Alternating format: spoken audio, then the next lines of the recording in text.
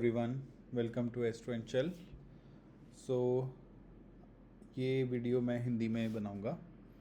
I am a follower of Bhrigunandi Nadi, so all my prediction, all my research is basis Bhrigunandi Nadi, right. So I am going to discuss about कि कैसे Jupiter and Rahu का combination आपको results देता है। तो पहले समझ लेते हैं कि जुपिटर और राहु का कॉम्बिनेशन होता कैसे है, भृगुनंदी नाड़ी में कैसे इसको कॉम्बिनेशन माना जाता है। एक कॉम्बिनेशन होता है कि एक ही घर में, एक ही हाउस में जुपिटर एंड राहु बैठे हैं, राइट। तो ये एक कंजंक्शन हुआ। या जुपिटर से 12th हाउस पे राहु बैठा है, ये भी एक कंजंक्शन हुआ। जुपिटर से सेकंड हाउस में एक राहु बैठा है, वो भी कंजंक्शन हुआ। और नाड़ी एस्ट्रोलॉजी में हम 159 का कॉन्सेप्ट, ट्राइन का कॉन्सेप्ट बोलते हैं कि अगर हम ये एक ट्रायंगल बना लें तो हम ये मान के चलते हैं कि ये तीनों ग्रह वन जो पहले घर में, मतलब अगर जुपिटर आपके पहले घर में बैठा है तो वो फर्स्ट, उस जुपिटर से 5th हाउस जो भी होगा वो, और जुपिटर से 9th हाउस जो भी होगा वो एक ट्राइन बनाएंगे और उसको कंजंक्शन मानेंगे। तो अगर जुपिटर से 5th या 9th में राहु बैठा है, जुपिटर के साथ राहु बैठा है, और जुपिटर से 12th राहु बैठा है, या जुपिटर से सेकंड राहु बैठा है, इसको हम कंजंक्शन मानते हैं, राइट। सो ये कम और ज़्यादा रिजल्ट्स देते हैं। जैसे अगर राहु 12th में बैठा है जुपिटर से, राइट, तो ये मानेंगे कि ये रिजल्ट्स, राहु के जो नेगेटिव रिजल्ट्स हैं वो थोड़े कम मिलेंगे, क्योंकि ऑलरेडी जुपिटर राहु को क्रॉस करके आगे जा चुका है। अगर जुपिटर आगे राहु को मिलेगा, मतलब उससे सेकंड हाउस में राहु है, तो ये थोड़ा ख़राब माना जाता है compare to the 12th, right.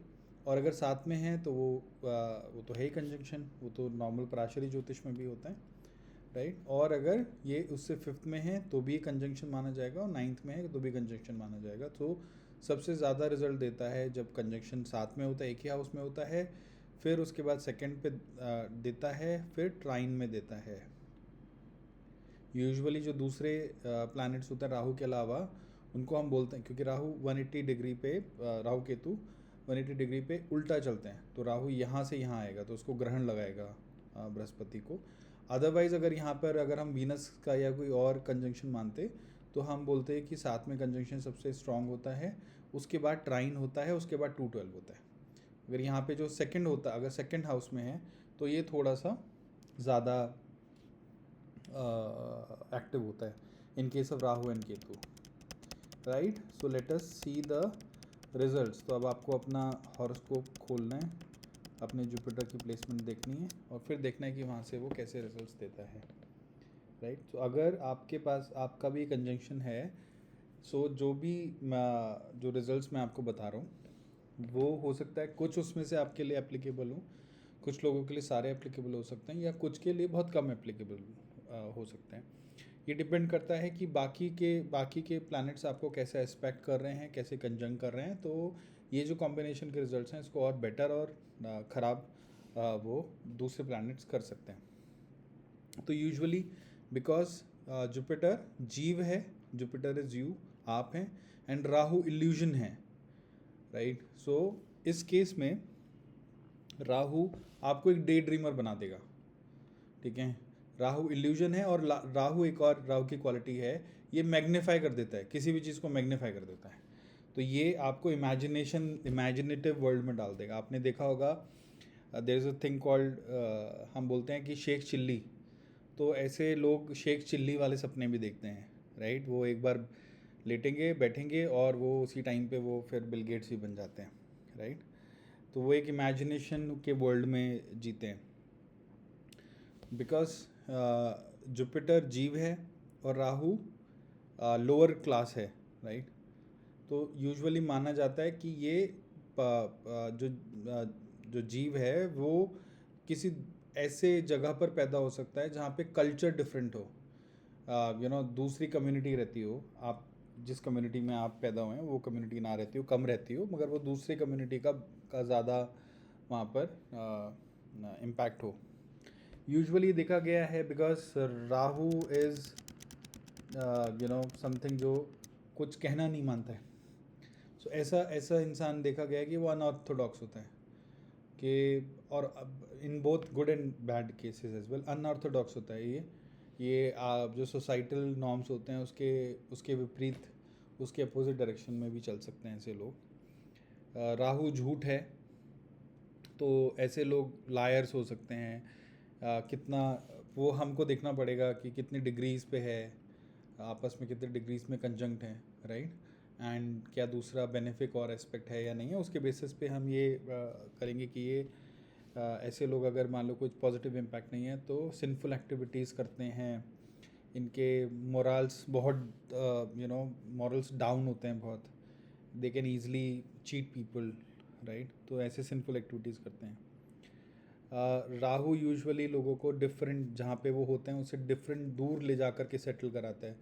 तो ये इसका एक पॉजिटिव इम्पैक्ट भी हो सकता है कि अगर आप एज एन एस्ट्रोलॉजर आपके बारे में ये भी प्रेडिक्ट किया जा सकता है कि अगर आपका एडुकेशन अच्छा दिखता है या आपका प्रोफेशन अच्छा दिखता है तो हम ये भी बोल सकते हैं कि ऐसा व्यक्ति किसी दूसरे देश में जा कर के बस सकता है, राइट, जहाँ पे उसके कम्युनिटी के लोग नहीं रहते हैं. जैसे अगर आप एक इंडियन हैं, आप यूएस में जाते हैं और वहाँ के लोगों के साथ रहते हैं, सो वो उसके लिए भी जुपिटर एंड राहु रिस्पॉन्सिबल हो सकता है, राइट, दूसरे जगह पर रहने के लिए. सो यूजुअली देखा गया है कि जुपिटर राहु कॉम्बिनेशन में the native does not have a set routine, वो रूटीन नहीं फॉलो कर पाते हैं. बैड हैबिट्स होते हैं, स्मोकिंग ड्रिंकिंग की बैड हैबिट्स होती हैं, जिनको छोड़ना इनके लिए थोड़ा डिफ़िकल्ट होता है, राइट. यूजुअली ये माना जाता है कि ये कोई ना कोई घर में कोई पुराना दोष है, कोई ग्रैंड पेरेंट्स से रिलेटेड कोई ऐसा कर्म है जो फैमिली में जिसका दोष आपके पास आया है, राइट. अब इसका एक तो मैंने बताया था कि विदेश में सेटल हो सकते हैं, वो एक अच्छा इसका रिज़ल्ट आप देख सकते हो. दूसरा एक और अच्छा रिज़ल्ट है कि यूजुअली जो बहुत ही बड़े लोग हुए हैं जिन्होंने बहुत बड़े बड़े रिसर्च किए हैं, आप देखिए मैडम क्यूरी का हॉरोस्कोप मिल जाए या ऑनलाइन आप सर्च कीजिए, जैसे ऐसे जो भी लोग हैं जो आपकी फ्रेंड्स एंड फैमिली में होंगे जो लोग रिसर्च में बहुत आगे जा रहे हैं, राइट, जो बहुत डीप रिसर्च करते हैं, कुछ खोज के लाते हैं, तो ऐसे लोगों के लिए ये एक तरीके से राजयोग मान लीजिए ऐसे लोगों के लिए, बिकॉज राहु रिसर्च है. Rahu brings out things from thin air, because illusion है, कुछ टेंजिबल नहीं है, मगर वो जब कुछ नहीं दिखता उसके अंदर से कुछ खोज के लेके आना, वो रिसर्च वर्क में वो उसमें राहु बहुत अच्छे से काम करता है, ठीक है. सो ये था जुपिटर एंड राहु कंजंक्शन का.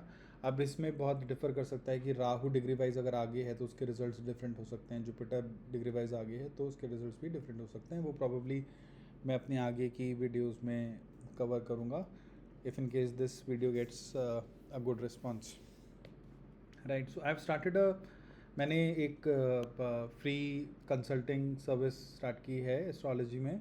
So in the description box you will find a Google form.